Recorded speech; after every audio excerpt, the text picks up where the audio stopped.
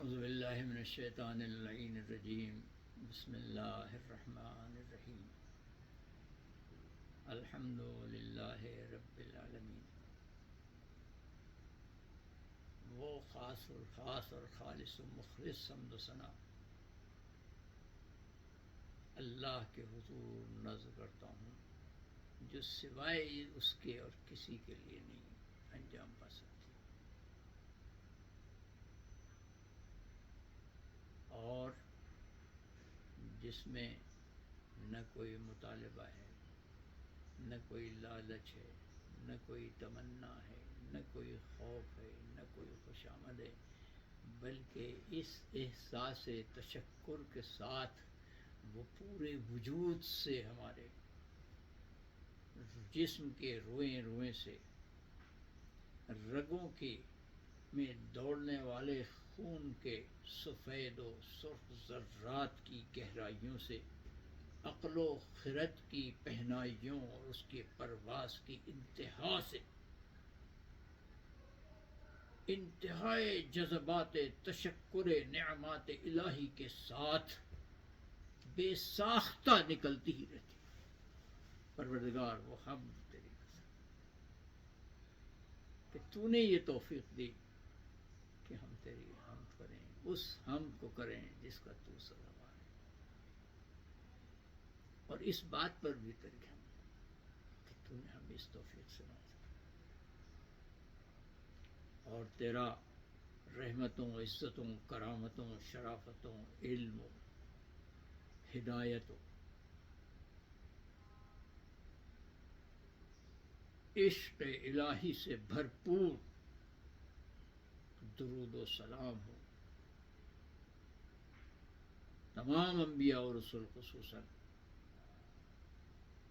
آدم و حوا، ابراہیم، آل ابراہیم، محمد اہل بیت الطیبین الطاہرین المعصومین، تیرے تمام ملائکہ پر اور تیرے تمام ان بندوں پر جو تیری نصرت کی آواز پر پورے وجود کے ساتھ لبیک کہتے ہوئے میدان نصرت الہی میں رواں دمائیں.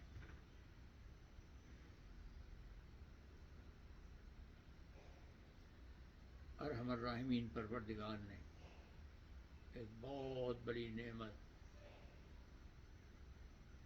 انسان کو دیتے ہوئے سورہ محمد کی 7ویں آیت میں ارشاد فرمایا کہ یا ایھا الذین آمنوا ان تنصروا اللہ ینصرکم ویثبت اقدامکم. یہ بہت بڑی بات ہے کہ وہ خدا جو بے نیاز ہے، جسے کسی چیز کی ضرورت نہیں، اس نے صرف مومنین کی عزت و کرامت کو بڑھانے کے لیے، مومنین کے اندر ایک احساس غرور پیدا کرنے کے لیے، مومنین کے اندر اللہ کے اوپر اپنی اعتماد اور ایمان کو بلند ترین منزل پر لے جانے کے لیے یہ بات کہی کہ اب تم میری مدد کرو. اس کو جو بے نیاز ہے،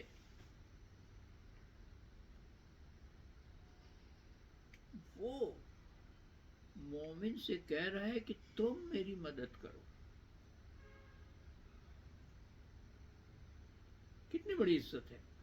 یعنی جتنی بھی نعمتیں اللہ نے دی ہیں، خلافت دے دی، اپنے صفات دے دیے، سب کچھ دے دیا، ان سب نعمتوں میں سے اگر غور کیا جائے تو سب سے بڑی نعمت یہ ہے کہ وہ کہہ رہے تم میری مدد کرو.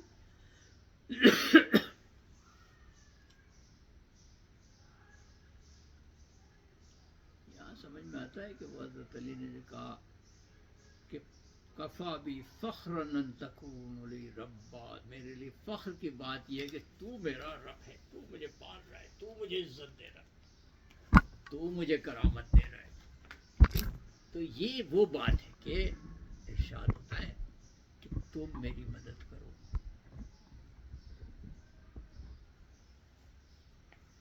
کتنی بڑی عزت ہے. اگر انسان سوچے تو یہ خلافت الہی سے بھی بڑی عزت ہے. یہ تسخیر کائنات سے بھی بڑی عزت ہے کہ اللہ ہمیں اپنی نصرت کے لیے، اپنی مدد کے لیے دعوت دے رہا ہے. جو کسی کی مدد کا محتاج نہیں ہے وہ ہمیں اس منزل بلند پر بلا رہا ہے جو منزل بلند کسی بھی صورت میں ہمارا حق نہیں ہے.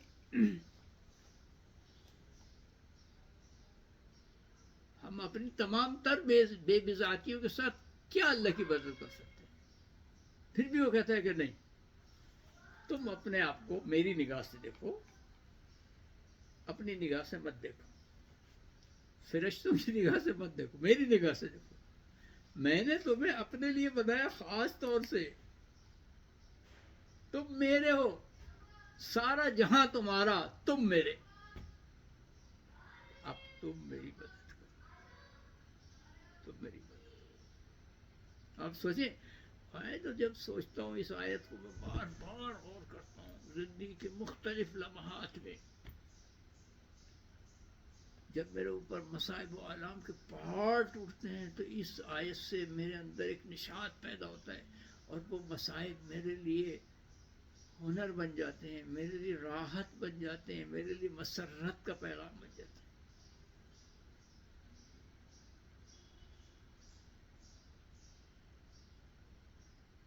جب میرے والد ماجد کا انتقال، اس سے بھی پہلے جب میرے نانا مرحوم کا انتقال ہوا، انہیں دادا ابا کہتے تھے، میں ان کا شاگرد تھا.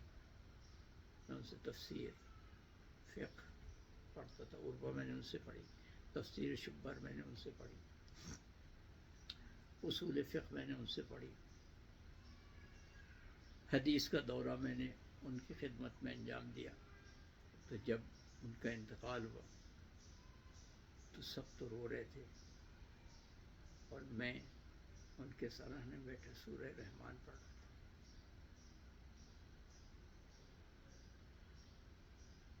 سورہ رحمان پڑھ رہا تھا،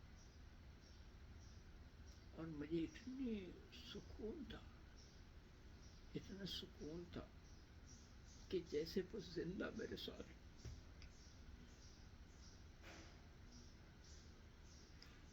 پھر میرے والد کا انتقال ہوا، اور یہ میرے لیے بہت بڑی نعمت تھی خدا کی کہ میں آ گیا ایران سے اپنے بیٹے کے ساتھ. 6 مہینے کا تھے محمد آؤ. جب ہم آئے ایران سے ابا سے ملانے کے لیے، اور ہم واپس جا رہے تھے، بقرعید کے فوراً بعد ہمیں واپس ایران جانا تھا. ابا مرحوم نے کہا بیٹے بس میں معلوم کر کے جانا.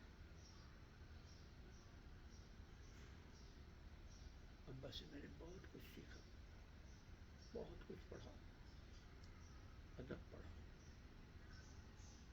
فلسفہ پڑھا، تاریخ پڑھی، علوم اسلامی میں سے بہت سے علوم پڑھے. جامع فنون تھے میرے والد، مجسمہ اخلاق تھے. میں نے اپنے باپ کو سوتے نہیں دیکھا.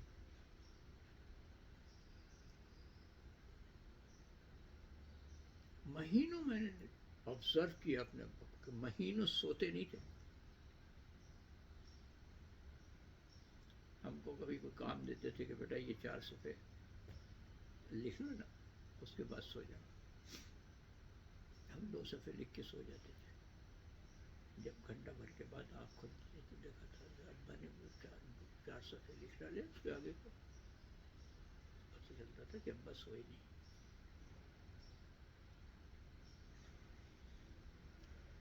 تو آپ سوچیں کہ کیا تعلق تھا ہمارا اپنے اماں سے، اپنے ابا سے. ہماری اماں، ہمارے نانا مرحوم اخباری المذہب تھے، اور اس زمانے میں علماء یہی سوچتے تھے کہ عورتوں کو پڑھانا جو ہے وہ حرام ہے. تو ہمارے ابا نے ہماری اماں کو، ہماری خالوں کو پڑھایا نہیں تھا. جب ہم بڑے ہوئے تو ہم کو پتہ چلا کہ ہم کو گھر میں امی مرحومہ نے 5 5ویں 6ٹھی جماعت تک کا پورا سلیبس، اردو، عربی، انگریزی، ریاضیات، سائنس، جنرل سائنس، جو کچھ بھی نصابات تھے وہ سب اماں نے پڑھائے تھے ہم کو.